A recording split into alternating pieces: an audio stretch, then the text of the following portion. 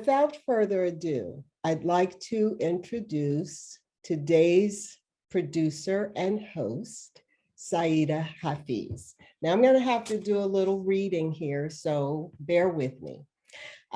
Saida has been experiencing the benefits of the intersection of yoga and eating good whole foods for over 20 years. Saida is a graduate of Temple University in Philadelphia, and she studied at the Shivananda Yoga Vedanta Centers and ashrams in New York, and Natural Gourmet also in New York. And we kicked off this year Books and Brunch with BYTA by featuring Saida's book, The Healing, a memoir of food, family, and yoga. And we're really delighted to have her produce and host today's event. She's joining us from the Bay Area. Hi, Saida. Thank you, Jana. Good morning to everyone. I'm so excited to be here with you to host this particular book discussion, Black and Buddhist, What Buddhism Can Teach Us About Race, Resilience, Transformation, and Freedom. It is my pleasure to introduce my friend, Pamela Ayo Yetunde. We are so excited to have you here, Ayo. Thank you. And for those who do not know Pamela Ayo Yetunde, she is an editor and contributor to Black and Buddhist. She's a co-founder for Center of the Heart, an organization dedicated to offering healing experiences to individuals and communities to experience the restorative power of the human mind, body, and soul. And their approach is that healing is to be seen as a wholeness for every being. Ayo is a pastoral counselor and a professor of pastoral counseling. She studied at Harvard Divinity School, Columbia Theological Seminary, which makes Ayo the perfect person to share her knowledge and experience with various communities, such as being a community Dharma leader in the Insight Meditation community, as well as the associate editor for the Lion's Roar publication, Buddhism Wisdom for Our Time. Pamela Ayo Yetunde is the author of many books and essays, and her latest book will be Casting in Indira's Net, will be coming out in February 2023. But today, we have the good fortune to be talking with her today about Black and Buddhist, what Buddhism can teach us about race, resilience, transformation, and freedom. So I'd like to welcome my friend for many years. Welcome, Ayo. Thank you, Saida. Thank you. Thank you all. Thank you all for being here. I feel very grateful for this time. And I'm just open to whatever comes our way. Whatever we need to talk about, let's talk about it. So as Jana mentioned, we are a community and we will be taking questions from the audience. And the way we'll do that is that at some point you can put them in the chat or raise your hand, and our behind the scenes technical support, Galanda, will help us, and you can come off mute, or we'll ask you to come off mute and you can ask your question. So to kick us off, Ayo, I was so excited to read this book because it gave me so many things to think about on my individual journey as a spiritual Black woman, and connected to my racial experience with Black people and the collective human experience. So first, can you speak about the title and subtitle for the overall theme of the book? Yes. Yes, I can. But where to begin is always the question. So I'll try to keep all of my answers as brief as I can. In my research, I don't believe I came across a book that just had the title Black and Buddhist, just real basic. There are Black people who practice Buddhism. There have been books written by African descended people about their Buddhist experiences as individuals, but not as a collective, as you use that word, Saida. So I thought the title Black and Buddhist was simple. And then the subtitle really came out of the essays that were written. It was not prescribed. It was looking at what people contributed and saying, that's what they contributed. So let's put that in the subtitle. Great, thank you. It feels kind of like that grassroots swelling of where people are getting common messages, and it comes together in the form of a book, which Yes. is fabulous, and I think speaks to so many of us. Thank you. So there were many contributors that were messaging that the Buddhist lifestyle helped them manage, metabolize their suffering. And that what's really hooked me in. Can you speak about how meditation or Buddhist meditation is a tool for how Black people have kind of like a balm or a salve to our suffering in this country particularly? I want to begin by saying that Buddhist practices are not for everyone. So I just want to, because I don't want to be dogmatic or doctrinal about it. It's been helpful for me. Some of the practices have been helpful to the people who contributed to the book and to people who did not. And so one of the core teachings in one of the Buddhisms, and there are many Buddhisms, one of the Buddhisms is don't just take any of this at face value, or don't just take it just because it's attributed to the Buddha. Experiment, try some of the practices for yourself, and you determine what is helpful, beneficial to you. So that's across the board throughout humanity. Now, as it relates to being an African descended person in the United States, and this is true in other countries as well, where there's a history of colonialism, imperialism, racism, white supremacy, so on and so forth. There is this maybe overarching cultural message that says you are less than, and we're going to create systems within our society to demonstrate this fact, this truth. And when you try to assert yourself as a full human being, you will experience pushback. Sometimes it's very harsh, sometimes it's violent, sometimes it's subtle, and we don't even know that it's happening. So what does Buddhism have to offer African descended people in the United States in that kind of situation, the one that we're still in? If we look at some of the basic teachings of Buddhism, one, there is suffering. There's a cause of suffering. Suffering can be diminished or eliminated, and then there's a path to do that. Racism. So what we need to do as Black people, and I use those terms interchangeably, African descendant Black. As Black people, we need to bring, if we want to experience some relief from suffering that does not involve medicine, let's say, we have to incorporate our own stories, our own narratives, our own history into the Buddhist texts, into the Buddhist practices to make it relevant to our situation. You will not, because it came out of India, Nepal, 2,600 years ago, it doesn't speak directly to our experience. So we have to bring that in.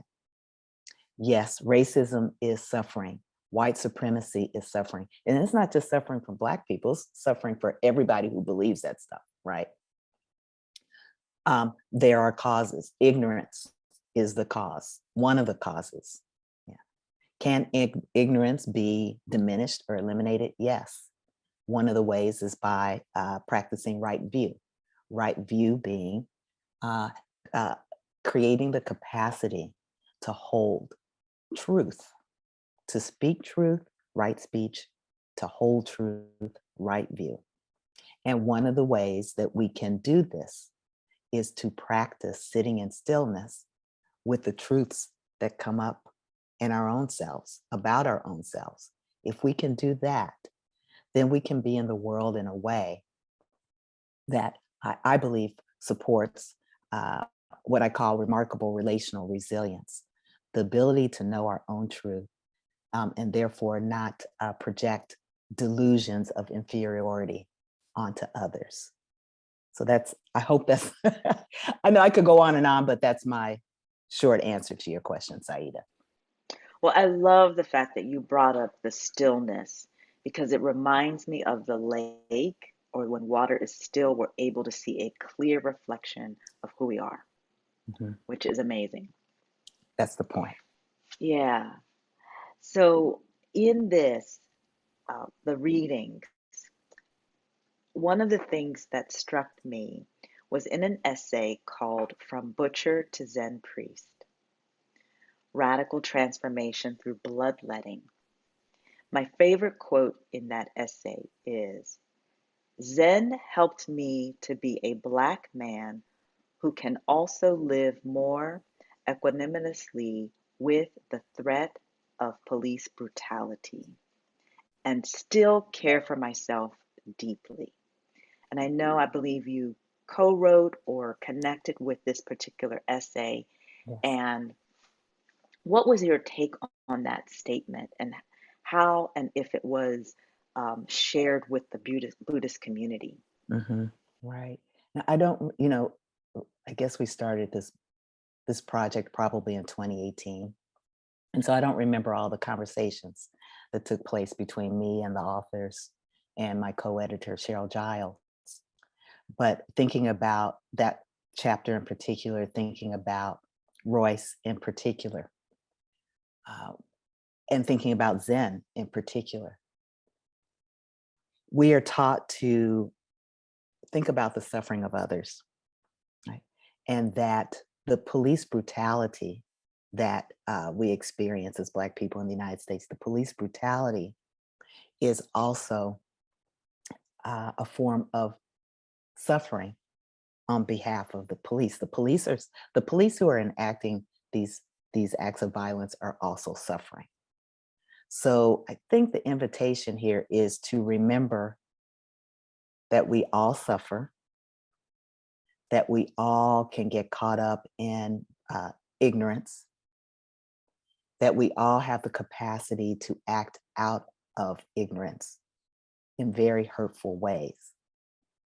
And that even though I am tasked through Buddhism to learn how to love myself, it's not just about me.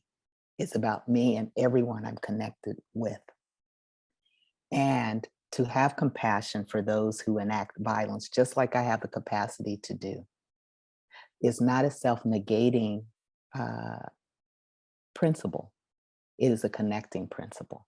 And it does not mean that we don't pursue justice, because we do. But when we do it out of a deeper understanding of the causes of suffering. Ooh, taking my breath away, making my heart beat, making my heart be still. This is really amazing insight. And I want to open it up even deeper because you talked about the collective connection between all of us. And in the readings, there were certain essays that connected us to our intergenerational trauma. And so when I think of the police brutality, intergenerational trauma, the book has energy around the collective national and international trauma of Mr. George Floyd dying at the hands of law enforcement, being murdered. And I'd like you to speak about that a bit, to go a little deeper with the stillness connected to what we experience as a people and as a nation and even internationally, and then thread that through to intergenerational. I know that's a lot in there. I know that you know that it's a lot. So I'll do my best and just say that excuse me, I was living in St. Paul, Minnesota when George Floyd was tortured and murdered. And I feel like I have to use that word tortured because that's what happened. Before he died, he was tortured in broad daylight. in front of several witnesses, pleading for his release, video taping the whole time for the world eventually to see. And as we know, there were different reactions across the country and the world. There were different reactions, and some were immediate, some were, days later. Some involved destroying property. Some were creating memorials, if you will, where he was tortured and murdered. There were protests of various kinds. And there was also a large display of police force. Some, I had never, let's put it this way. This protest was over months. We think about Portland, Oregon. They were protesting for weeks. And other places where the president at the time deployed the National Guard, tanks. I mean, this is serious stuff that happened not long ago. So when I think about stillness and think about this atrocious situation that occurred,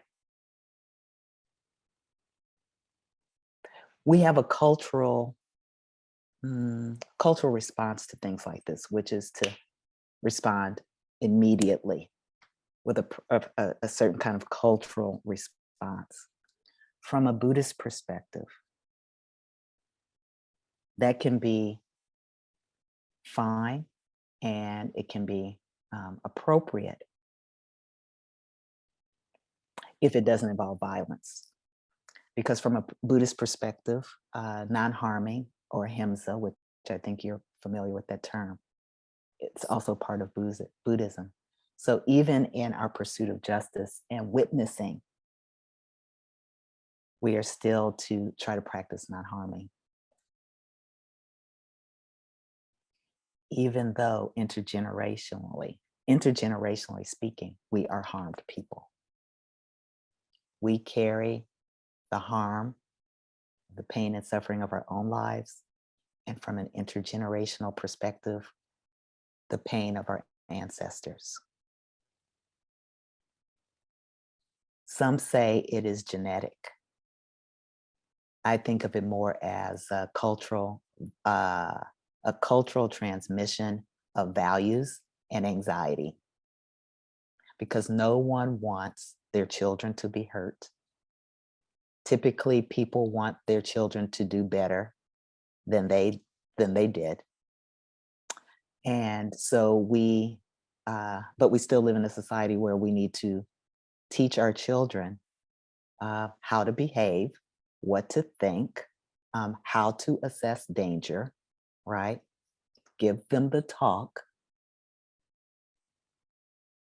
And so how can stillness help with this situation? Because we're not giving the talk, typically we're not giving a talk about stillness. So maybe from a Black Buddhist perspective, we can give the talk, and we can also add a talk about the value of stillness, of at least practicing mindfulness about our thoughts, our sensations, body, so that we're responding to pain and suffering rather than just reacting, right? Sometimes it's the reaction without contemplation that actually adds to the suffering. And what we're trying to do through a Buddhist lens and practice is alleviate suffering. I don't know if I was able to weave all of the things that you ask about, Saida, but that's what comes to mind. Yes. Absolutely. Thank you. And also, if folks are having questions and things come up, we'll be taking questions as well. That being said, when I pick up spiritual books, And when I saw Black Buddhist, I often think about um, that I want to be teleported from my suffering to just feeling better.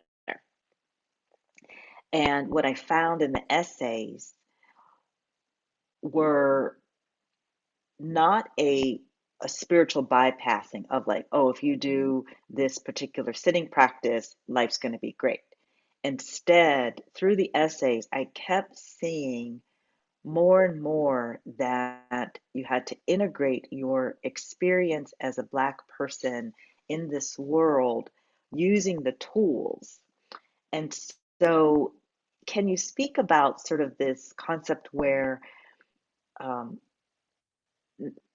a lot of people who embark on their spiritual path, um,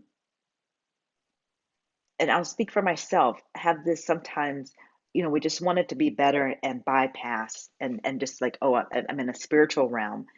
But it seemed like the essays were saying, hey, you're in this spiritual realm, but you have to look at everything around you that's practical. There would seem to be a direct aspect of spirituality being lived on a very practical level. Um, and you were talking about that. You sort of ended with, having the talk with our um, young folks that then can add the stillness part that's not necessarily there. So, can you speak about sort of um, aspects of spiritual bypassing, and then bringing it back to more practicality of how to use the tools?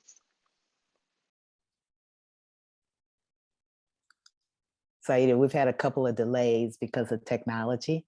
I think what I heard you ask at the end was say something about spiritual bypass and keeping it practical. Is that right?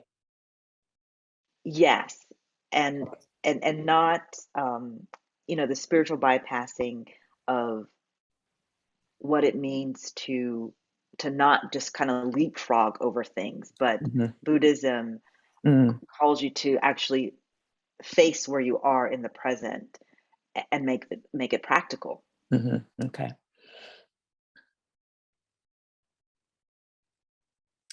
So I'm a pastoral counselor. So I'm going to approach your question from that perspective and just say that, life is hard for a lot of life is really hard. And sometimes we think, excuse me, if we have all the material things that we need, that we have love, that we have education, that we have these things, that life won't be hard. But still, just being a human being comes with its existential challenges. So it is I think, to be understood, this this thing that we do called bypassing, whether we call it spiritual bypassing, psychological bypassing, narrative bypassing, to skip over that which is painful or that which is a challenge or that which we know underneath the surface we have to face because we're required to make some serious changes. So I'll procrastinate and get to that when I'm ready, right? My hope is that through our spiritual practices, that it helps ready us because there's just stuff that we've been handed down from our society, from our communities, our families, and so on, our genes that just make life hard. So, and also don't always equip us earlier in our lives to deal with it, right? So we don't get that. We don't get like when we're born, we don't get a package that says, here's everything that you're going to need to survive life, right? We don't get that.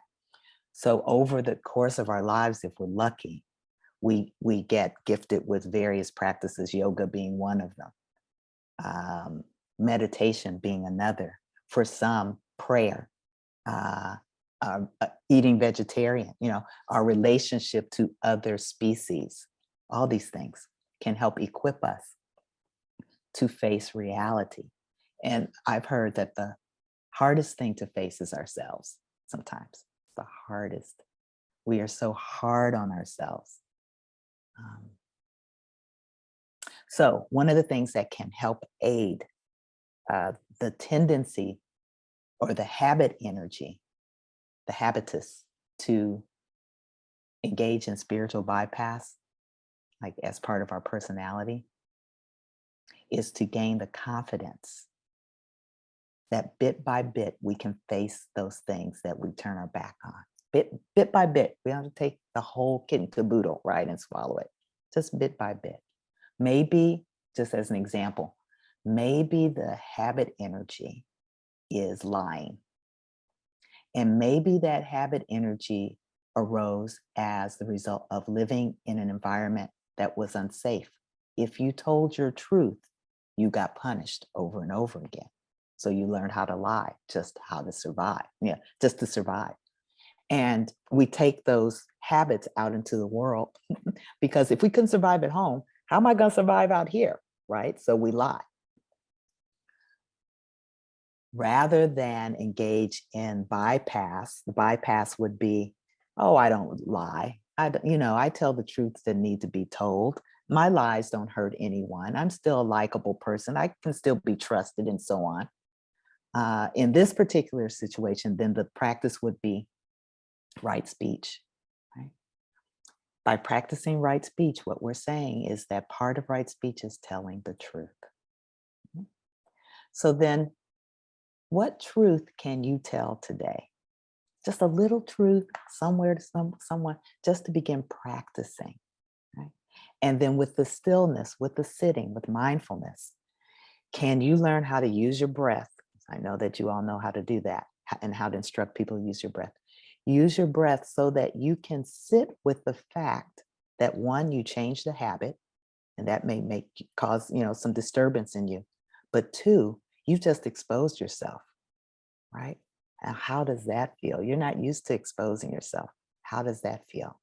Use your breath, use your body to sit with it bit by bit. And over time, perhaps what you will learn is that your family of origin had its own situation, but that's not the situation of the entire world. Right? There are people out there with whom you can tell the truth. And maybe those are the people you should try to befriend or make your family of choice.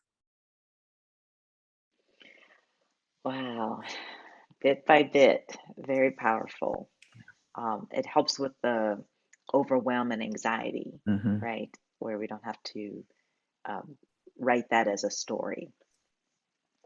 So a few questions have come in through the chat.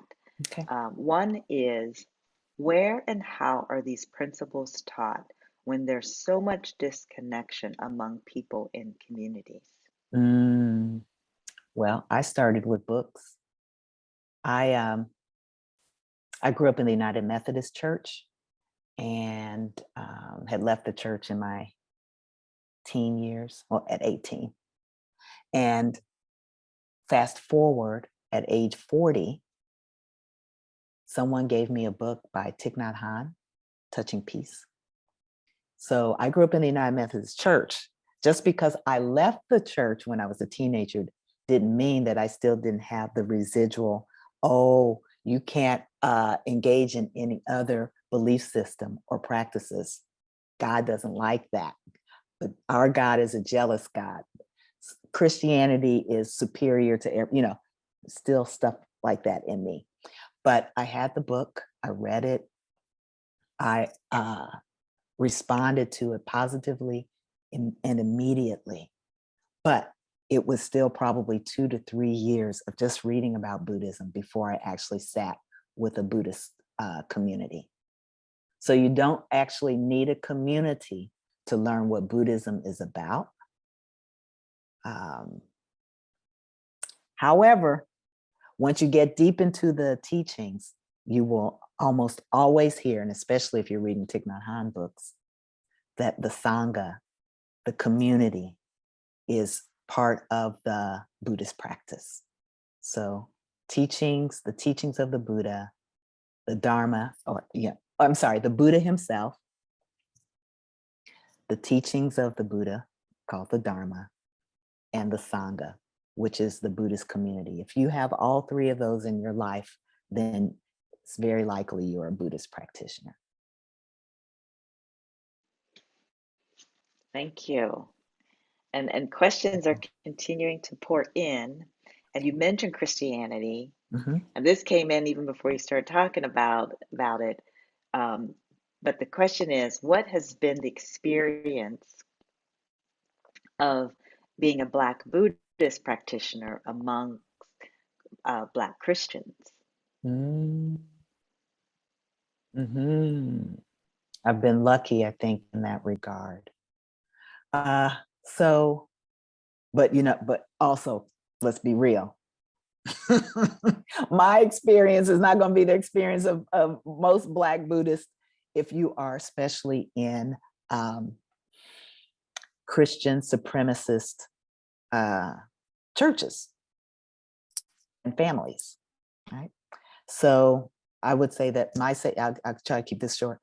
The saving grace for me within my family was the fact that I am a woman-loving woman, or gay or lesbian, whatever, same gender loving person. So for my family, largely, that fact alone means that they're really not interested in anything else I'm doing.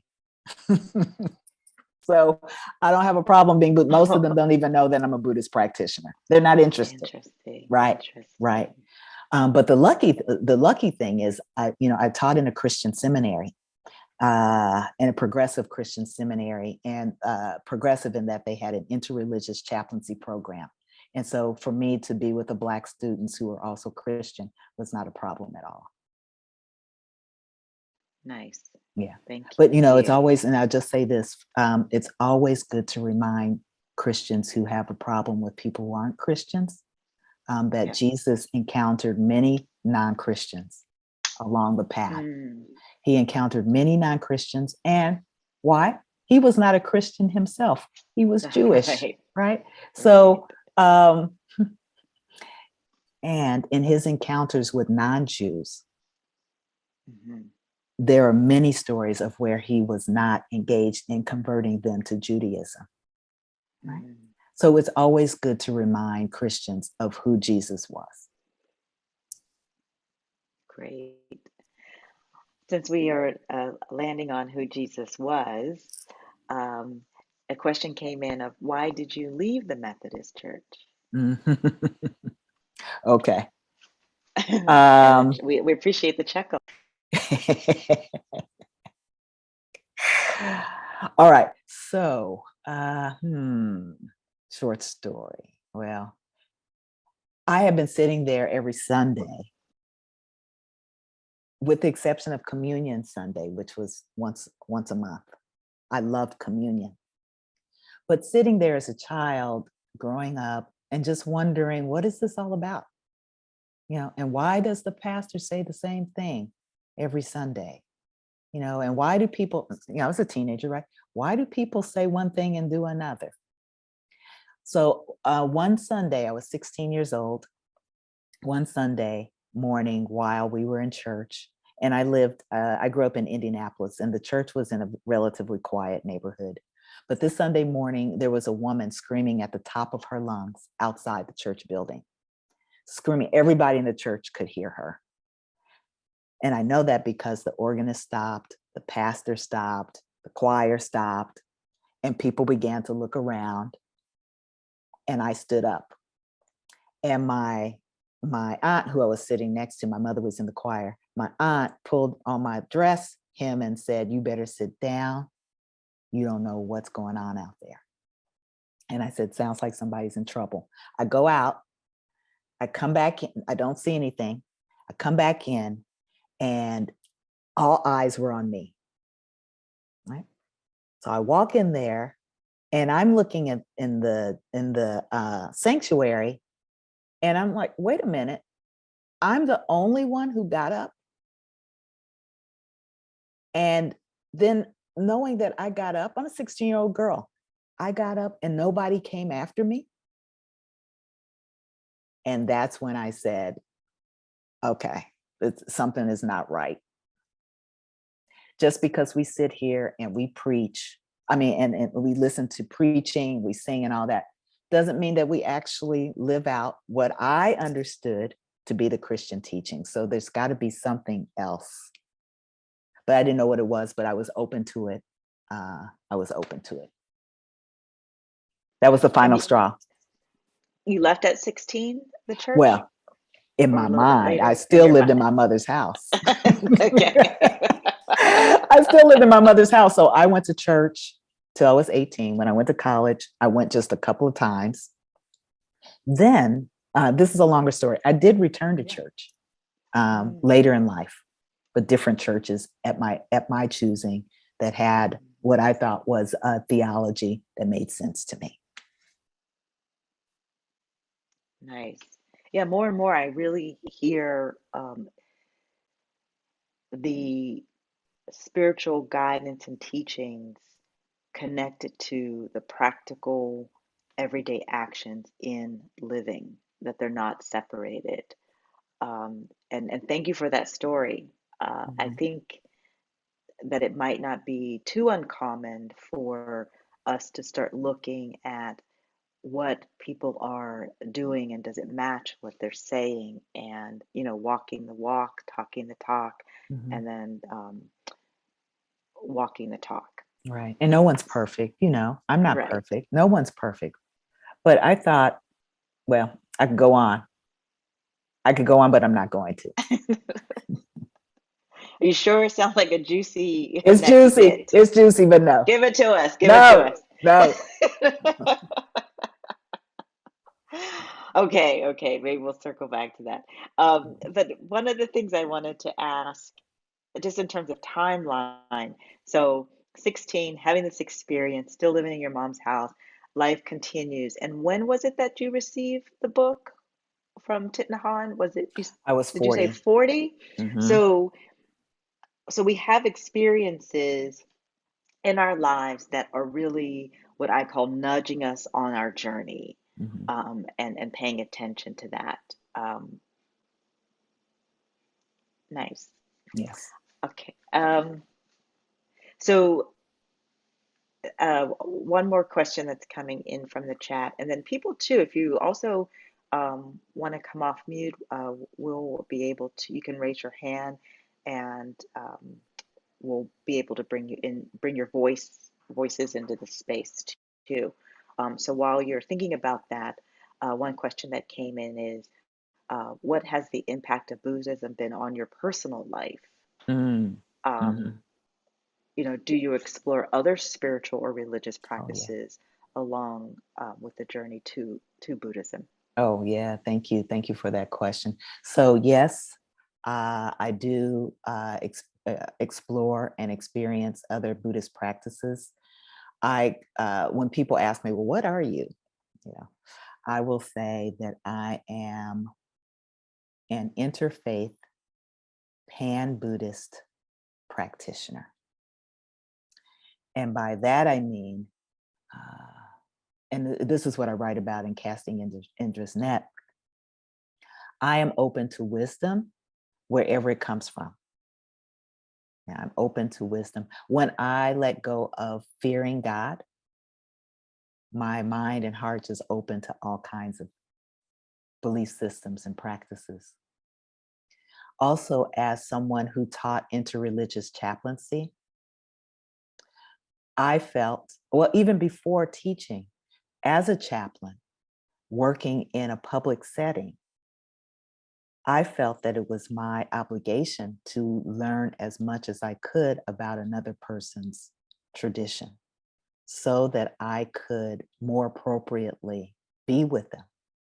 Now, that's an important and impossible task. There's no way that I could learn everything about everyone's traditions. If I can learn just a little bit, that's something.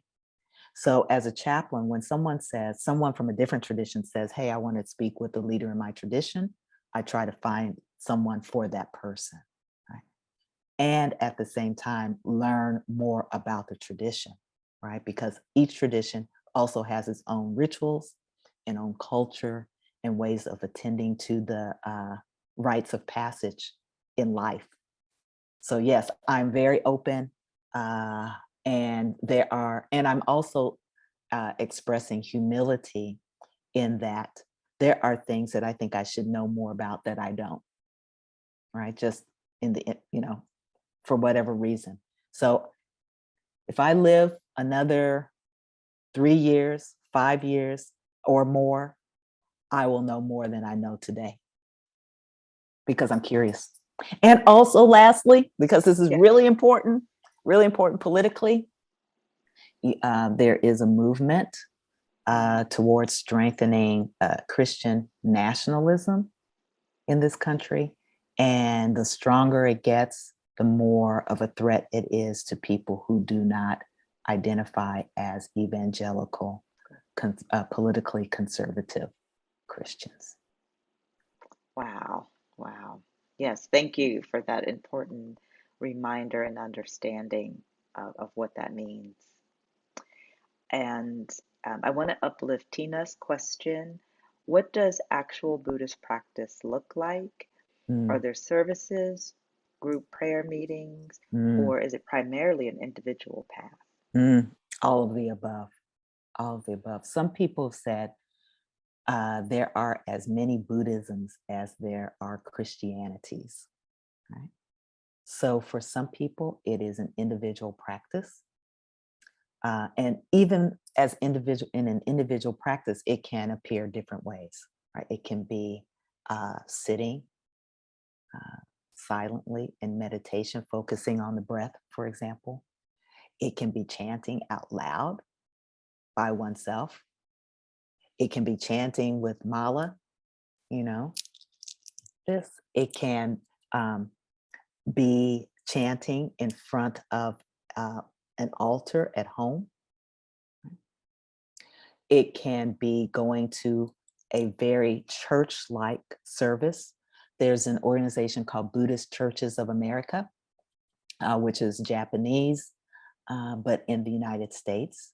And during the war, during, pre-internment, internment, and post-internment, Japanese Buddhists needed to find a way for their survival, to try to honor the tradition while at the same time fitting in a context, a political context that was dangerous to Buddhists. So they founded Buddhist Churches of America. And if you go into a Buddhist church, it'll look very much like a Protestant church, but it's a Buddhist practice. Yeah, all Yeah, kinds of another, Buddhisms. right. And it's like another way for, and I'll say people of color, to survive. And so in your essay, you had talked about um, POC healing containers, being Mhm. able to be together as people of color, but also you talked about your maybe resistance to it as well. Mhm. And so, can you talk about why it's important to also have your own space, but and sort of the pros and the cons of that, um, and what that means as someone may be searching or looking at how to connect to a Buddhist group? Mhm. Yeah. Well, talk about pain and suffering and wounds, the ones that we endure as well as the ones that we've inherited. Every person of color in the United States has a different experience to uh, uh, racism. Right? Some people um, aren't as hurt as others. Right? Some people can experience some things that are very similar and have a very different response to those to that wounding. And some people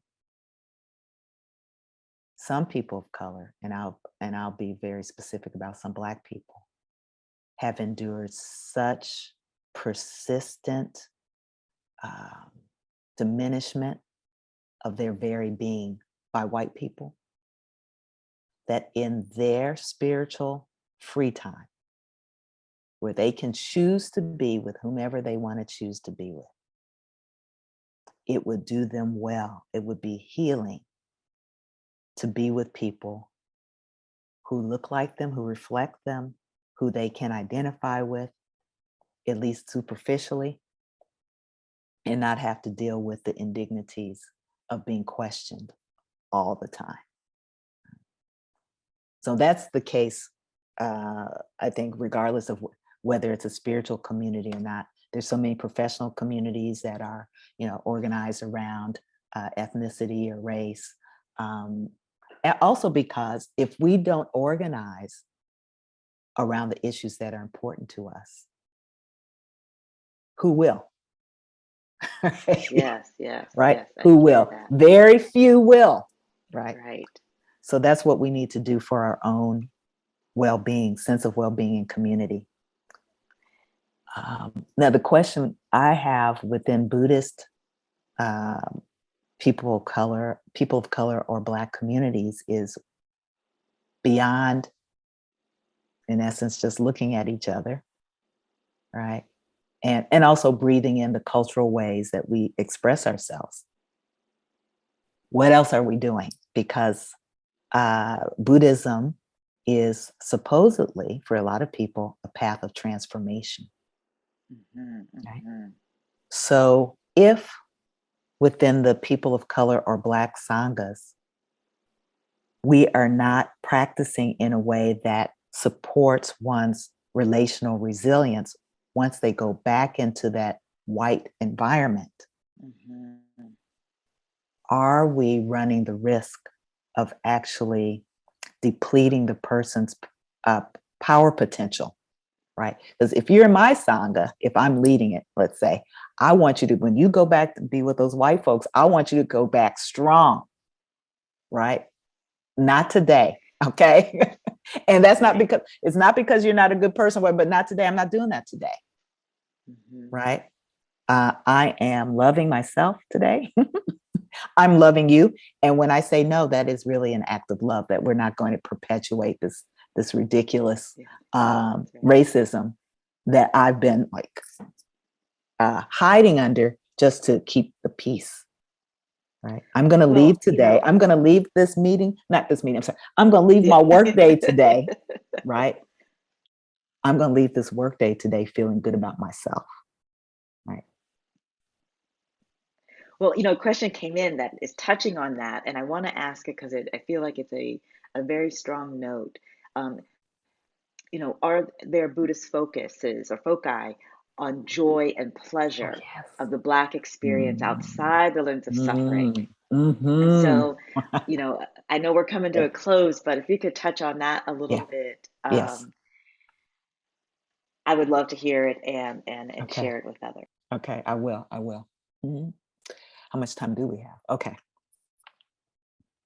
So in this particular Buddhism I'm talking about, which comes out of the Theravada tradition, which is known to be or said to be the oldest of the Buddhist traditions, there is a teaching called the Brahma Viharas, dwelling in the realms of the gods, if you will.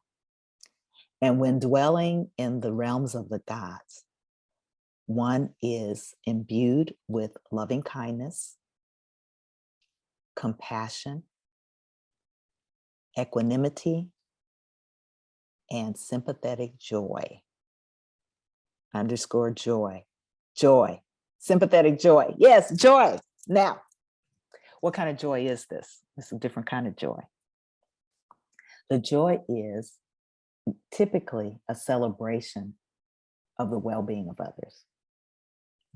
So that's not to say that, oh yeah, you can't just I'm just want to make a note that I did X, Y, Z, I achieved such and such, yay. But when you start dwelling on it and making it like, oh, I'm fantastic, man, you see what I did? Okay, y'all better recognize who I am, right? And carry that kind of attitude towards oneself. That's not sympathetic joy, right? And that's considered narcissism and, selfing, so to speak. But sympathetic joy is a way of cultivating non-jealousy, non-covetedness, celebrating the well-being of others and letting other people know that you are celebrating them. So that's typically the kind of joy that's talked about in this type of Buddhism. And however, I think it's really important to say this from a Black perspective. What I have seen Black people, especially Black Buddhist leaders, bring to white Buddhist spaces is joy. The joy of laughter, expressed in laughter, humor, music, and dancing. But typically you won't find that in a white Buddhist space. Wow. Yeah. Thank you. I really, really appreciate that. And, I know that you had given us a link in relationship to purchasing your book, Black and Buddhist. And also, we know that you have a new book coming out.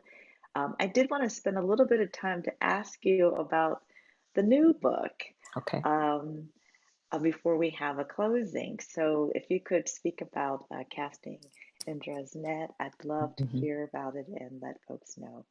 Okay. All right. Thank you. Thank you, Saida. And before we sign off, I just want to express my gratitude to you again for being my friend.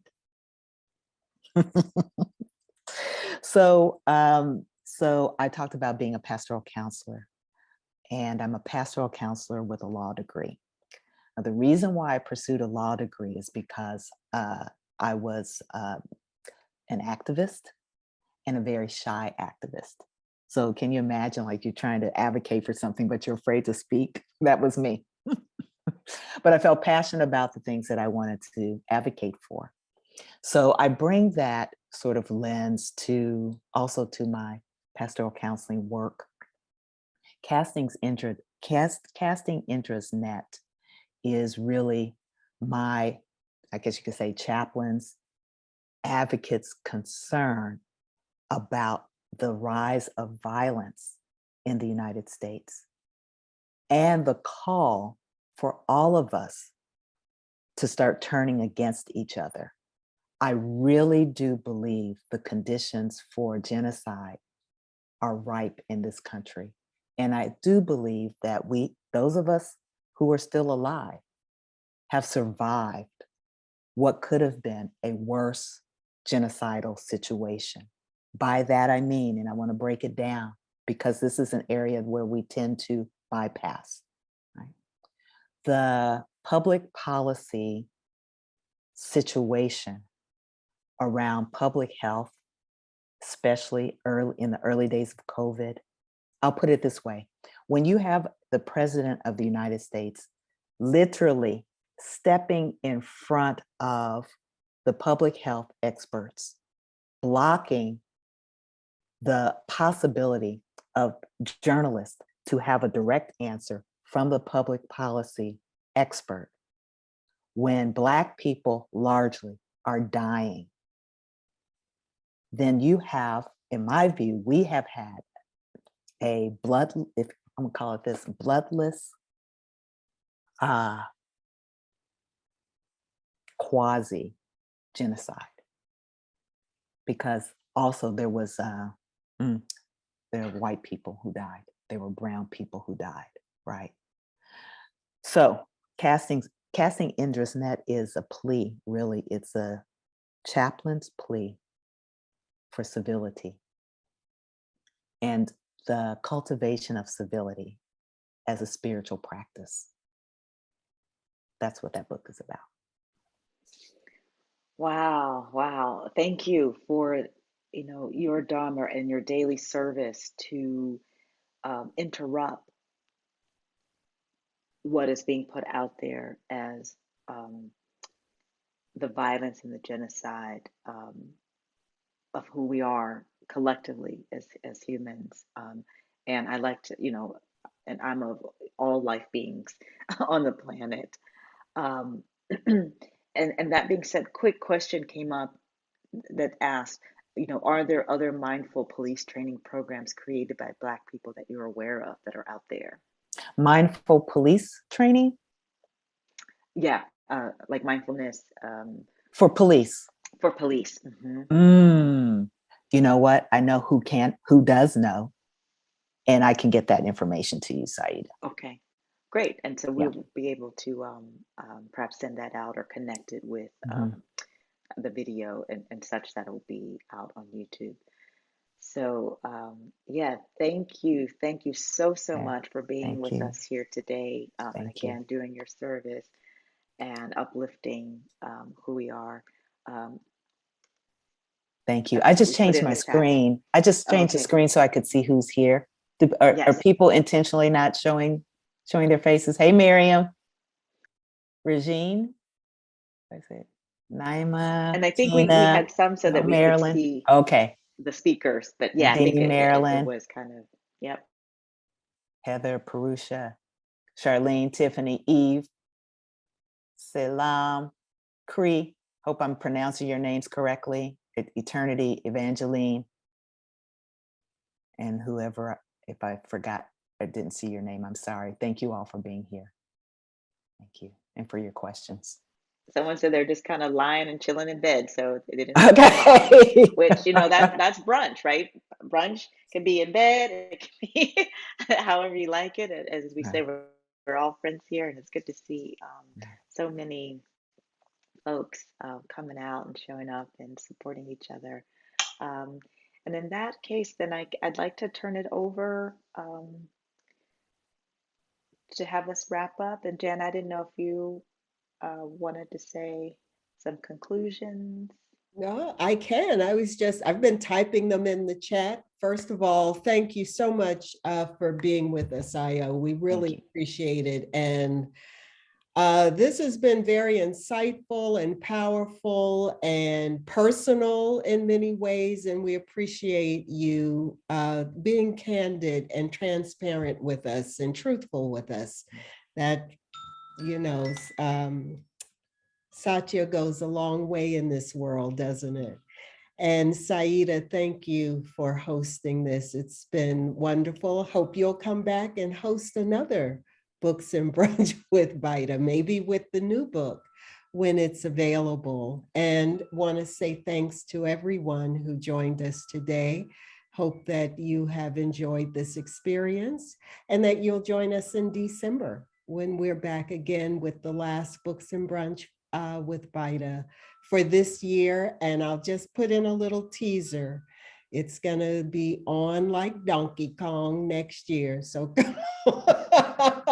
come on back. But hopefully we'll see you in December. And thank you, everyone. Really appreciate it.